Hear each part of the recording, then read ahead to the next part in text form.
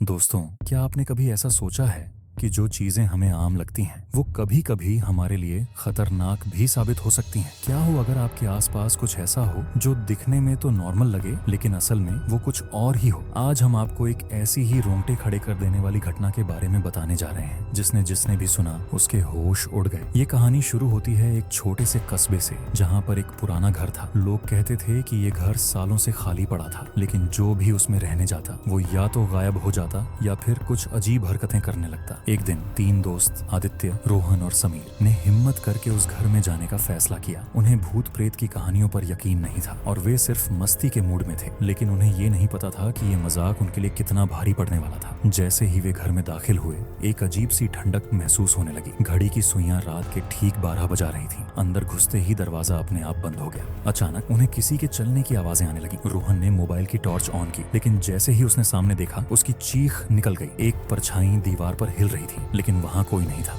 अब आदित्य और समीर भी डर गए। वे भागने लगे, लेकिन दरवाजा खुल ही नहीं रहा था। तभी एक पुरानी फोटो फ्रेम जमीन पर गिरी और उसमें एक औरत की तस्वीर थी जिसकी आंखें उनके पीछे ही देख रही थीं। अब तीनों को समझ आ चुका था कि वे बुरी तरह फंस चुके हैं। तभी एक जोरदार चीख गूंजती है और कमरे में एक साया प्रकट होता है। वो उनकी ओर बढ़ने लगता है और अचानक ही सब कुछ काले अंधेरे में डूब जाता है। तभी आदित्य के कानों में किसी की फुसफुसाहट सुनाई देती है। तुम यहाँ नहीं होने चाहिए थे। अचानक समीर जमीन पर गिर जाता है। उसका शरीर कांप रहा था। रोहन उसे उठाने की कोशिश करता है, लेकिन तभी एक अदृश्य ताकत उसे पीछे धकेल देती है। दीवारों पर खून से कुछ लिखा हुआ नजर आता है। जब तक बच सकते हो भागो। अब उनके पास कोई चारा नहीं था। वे जोर जोर से दरवाजा पीटने लगे। तभी दरवाजा खुद ब खुद खुल जाता है और तीनों धक्का खाकर बाहर गिरते हैं। जैसे ही वे पलटकर देखते हैं, घर की सारी खिड़कियां और दरवाजे जोर से बंद हो जाते हैं और अंदर से किसी के हंसने की डरावनी आवाज आती है। वे तीनों घर से निकलने के बाद हांफते हुए सड़क पर भागते हैं, लेकिन अजीब बात यह थी कि चारों ओर घना कोहरा था और कस्बे की गलियां बदल चुकी थीं। ये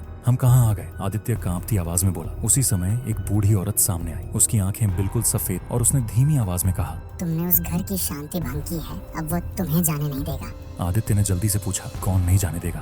बूढ़ी औरत ने धीमे से इशारा किया और जैसे ही वे पीछे मुड़े, वे फिर से उसी घर के सामने खड़े थे। हम तो भाग गए थे, हम यहाँ वापस कैसे आ गए? समीर की आवाज कांप रही थी। उसी समय हवा में फिर से वही फुसफुसाहट गूंजने लगी।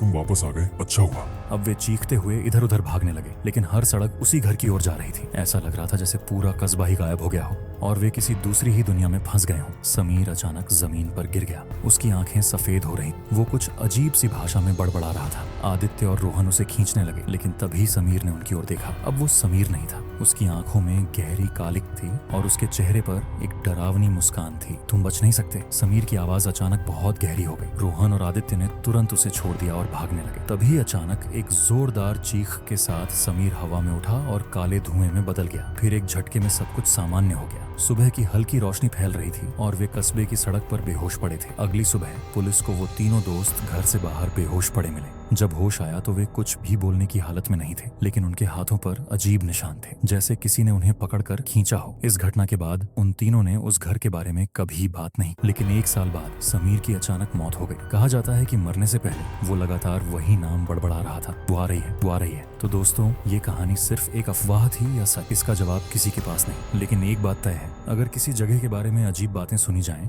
तो उसे हल्के में लेना ठीक नहीं। अगर आपको ये वीडियो पसंद आई तो लाइक, शेयर और चैनल को सब्सक्राइब करना ना भूलें। मिलते हैं अगली कहानी में, तब तक संभल कर रहना।